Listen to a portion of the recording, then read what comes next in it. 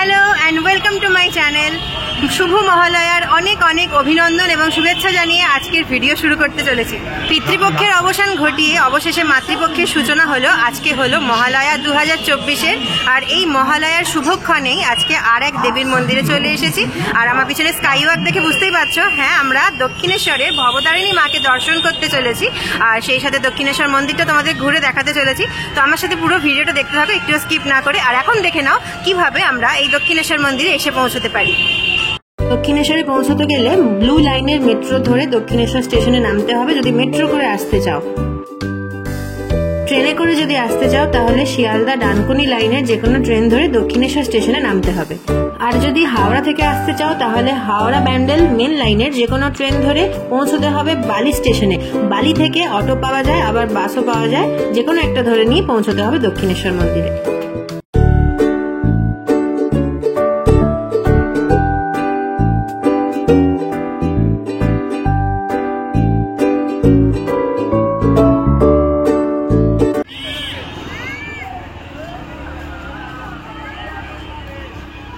Metro থেকে বেরিয়ে এখানে অনেক অটো বা টোটো দেখতে পাওয়া যাচ্ছে। যাদের হাঁটতে অসুবিধা আছে তারা এই অটো ধরে বা টোটো ধরে মন্দিরের সামনে নেমে যেতে পারো।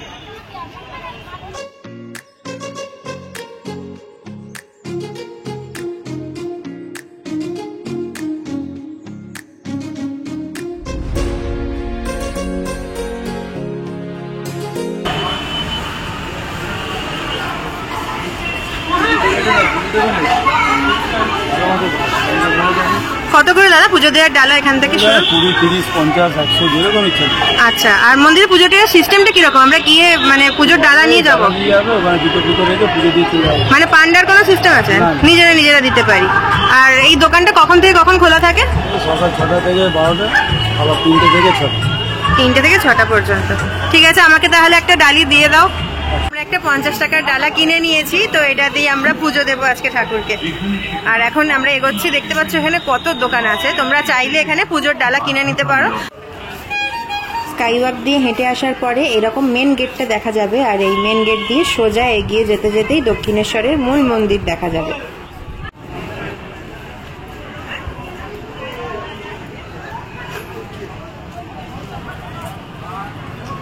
মন্দিরে ঢোকার পর একদম বাঁদিকে তাকালেই গ্যারেজ দেখতে পাওয়া যায়, আর এখানে গাড়ি রাখার সুবন্দোবস্ত রয়েছে। দেখতেই পাচ্ছ বিশাল বড় গ্যারেজের এলাকা। এখানে 4 চাকার জন্য 30 টাকা আর বাইকের জন্য 10 টাকা করে নেওয়া হয়।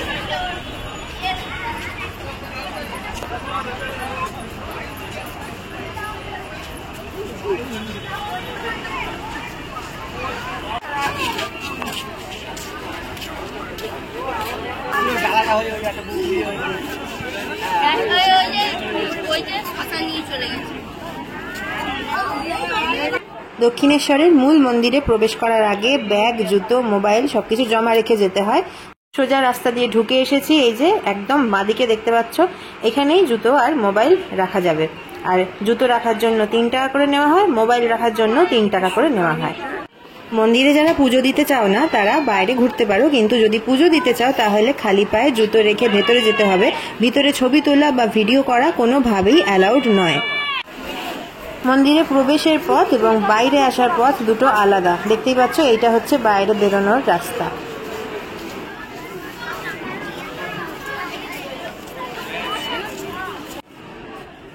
দক্ষিণেশ্বর মন্দিরের প্রতিষ্ঠাতা লোকমাতা রানী রাসমণির এখানে মূর্তি রয়েছে।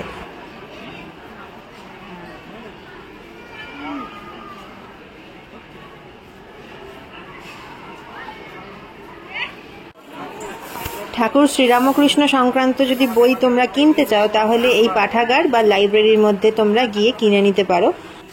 এই সেই জায়গা যেখানে মা সারদা দেবী বসবাস করতেন এবং ভক্তবৃন্দের জন্য এখানেই রান্নাবান্না করতেন। ভিতরে শ্রী শ্রী মায়ের মূর্তি রয়েছে।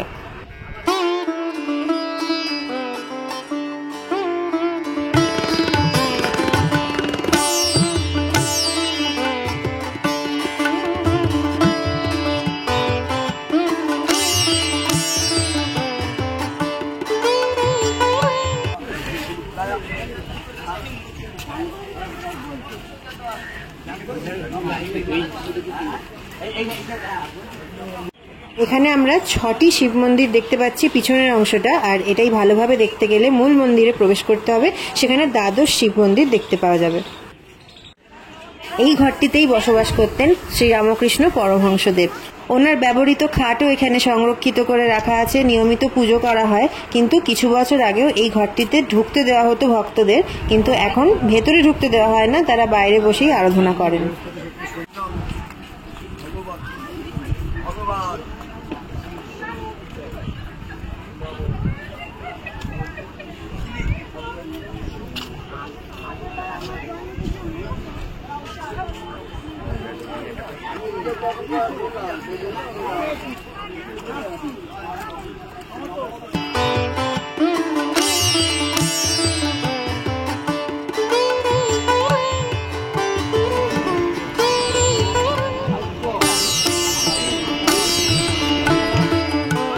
স্কাইওয়াক দিয়ে হেঁটে যখন আসছিলাম তখন আমরা দেখতে পাচ্ছিলাম যে ওখানে অনেক পুজোর ডালি বিক্রি হচ্ছে, কিন্তু ভেতরে ঢুকেও এই ডালা আর্কেডে পুজোর ডালি পাওয়া যায়, আর এখানে ঢুকেও তোমরা পুজোর ডালি কিনে নিতে পারো পুজো দেওয়ার জন্য। যদি ভোগ প্রসাদ খেতে চাও তাহলে সকাল সকাল চলে আসতে হবে, আর 10টার মধ্যে কুপন সংগ্রহ করতে হবে, আর ভোগ বিতরণের সময় হচ্ছে দুপুর 1টা। ডালা আর্কেড থেকে আরেকটু এগোলেই পণ্যবিথিকা চোখে পড়বে, আর পণ্যবিথিকার ভেতরে বিভিন্ন পুজোর জিনিসপত্র পাওয়া যায়, আর এখানে দেবদেবীর মূর্তি পাওয়া যায়, বিভিন্ন ল্যামিনেশন করা ফটো পাওয়া যায়, অনেক কিছু পাওয়া যায়, শঙ্খ, শাঁখাপলা, ভ্যারাইটিস জিনিস পাওয়া যায়, তোমরা দেখতে পাচ্ছ। তো যা যা তোমাদের প্রয়োজন এখান থেকে এসে তোমরা কিনে নিতে পারো।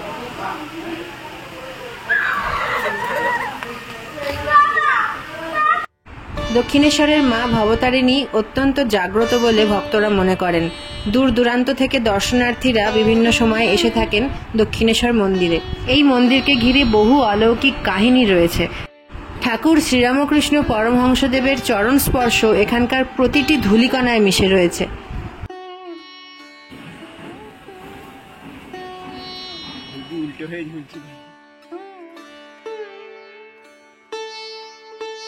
পণ্যবিথিকার মতোই এখানে আরেকটা মার্কেট আছে, কিন্তু এটা খোলা মার্কেট, আর এখানে নানান ধরনের পুজোরই জিনিসপত্র পাওয়া যাচ্ছে দেখতে পাচ্ছি। আর এই জিনিসগুলো সাথে সাথে এখানে খাবার দাবারও পাওয়া যাচ্ছে। তোমরা যদি খিদে পায় তাহলে এখান থেকে চিপস, ঝালমুড়ি, ঘুগনি, আইসক্রিম এইসব কিনে খেতে পারো।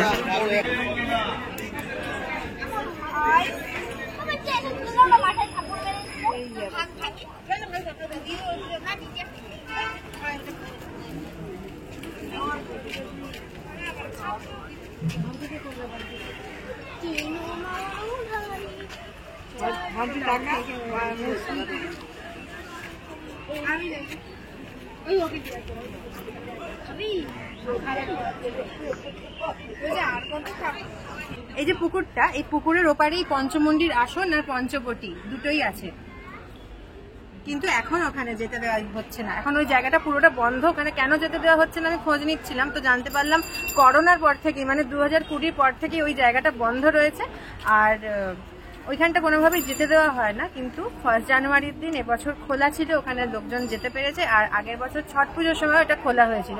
তো ওনারা বললেন যদি আমরা আসতে চাই তাহলে ছট পুজোর দিন অথবা 1 জানুয়ারি আমরা এলে পঞ্চমন্ডি আর পঞ্চবটির আসনটা আমরা দেখতে পাবো, কিন্তু ওটা আপাতত বন্ধ রয়েছে। কবে খোলা হবে এটা একমাত্র কর্তৃপক্ষ বলতে পারবে, আর কেউ বলতে পারবে না। জানবাজারের রানী রাসমণি, যিনি এই মন্দির প্রতিষ্ঠা করেছিলেন, 1847 সাল নাগাদ তার একবার কাশী যাওয়ার ইচ্ছা হয়েছিল। তো সেই সময় তিনি সব ব্যবস্থা করে ফেলেছিলেন, কাশী রওনা হবেন। তার আগের দিন রাতে দেবী কালীমা তাকে স্বপ্নে আদেশ দিলেন, বললেন যে কাশী যাওয়ার প্রয়োজন নেই, গঙ্গা তীরেই একটি নয়নাভিরাম মন্দিরে আমার মূর্তি প্রতিষ্ঠা করে পুজো কর, সেই মূর্তিতে আবির্ভূত হয়েই আমি পূজা গ্রহণ করব। স্বপ্নে এই আদেশ পাওয়ার পর রানীমা আর দেরি করলেন না, গঙ্গার তীরে জমি ক্রয় করলেন, আর তারপরে 1847 সাল থেকে শুরু হলো মন্দির নির্মাণের কাজ। 1855 সালে এই মন্দির নির্মাণের কাজ শেষ হয়েছিল। 31শে মে জগন্নাথ দেবের স্নান যাত্রার দিন ধুমধাম করে মহাসমারোহে ভবতারিণী মায়ের মূর্তির প্রতিষ্ঠা হয়। ভবতারিণী মা এখানে দক্ষিণা কালী নামেও প্রসিদ্ধা। মন্দিরের প্রধান পুরোহিত হিসেবে রামকুমার চট্টোপাধ্যায়, যিনি গদাধর চট্টোপাধ্যায়ের দাদা ছিলেন। গদাধর চট্টোপাধ্যায় হলেন আমাদের সকলের পরিচিত শ্রী শ্রী রামকৃষ্ণ পরমহংসদেব। রামকুমার চট্টোপাধ্যায় অর্থাৎ তার দাদার সাথে সহযোগিতা করতেন পুজোতে। আর পরে যখন রামকুমার চট্টোপাধ্যায়ের মৃত্যু হয়, তারপরে গদাধরই প্রধান পুরোহিত হিসেবে কাজ শুরু করেন। আর এই মায়ের পূজার সাথে কিন্তু মানে রামকৃষ্ণদেব আর মা ভবতারিণী মা দক্ষিণেশ্বর একে অন্যের সাথে সংযুক্ত। যুগাবতার শ্রী শ্রী রামকৃষ্ণ পরমহংসদেবের বিচরণ ক্ষেত্র হচ্ছে দক্ষিণেশ্বর কালী মন্দির।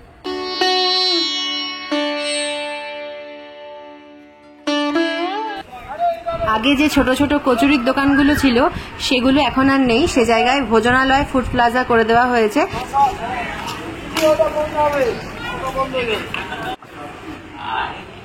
আসবেন, খুব ভালো খাবে এই গরম গরম কচুরি। ভিতরটা দেখতে পাচ্ছ একদম ঝাঁচকচকে হোটেল বা রেস্টুরেন্টের মতন, আর পুরো এসির ব্যবস্থা রয়েছে এখানে। দক্ষিণেশ্বর আসবো আর কচুরি খাবো না, এটা তো সম্ভব না।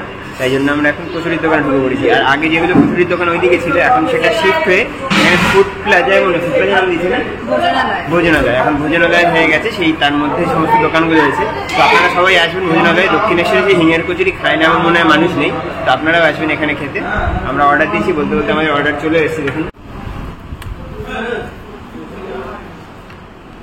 হিঙের কচুরি তো অর্ডার দিয়েছে, ওটা আসছে। তার আগে ইডলি নিয়েছে, 3 পিস ইডলি দিয়েছে, সাম্বার দিয়েছে, একটা সবজি আর চাটনি দিয়েছে নারকেলে। আর এই পুরো প্লেটটার দাম হচ্ছে 60 টাকা।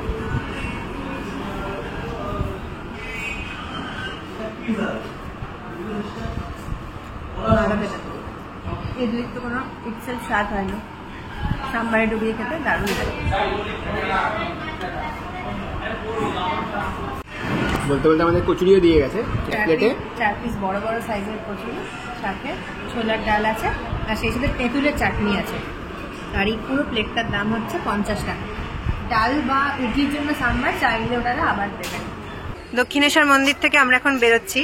আজকের ভিডিও তোমাদের কিরকম লাগলো আমাকে অবশ্যই কমেন্ট করে জানিও। আর ভালো লাগলে একটা লাইক করে দিও, শেয়ার করে দিও, আর সাবস্ক্রাইব করতে ভুলো না। সাবস্ক্রাইব করে বেল আইকনটা প্রেস করে দিও, যাতে পরের ভিডিওর নোটিফিকেশন তোমরা সবার আগে পেয়ে যাও।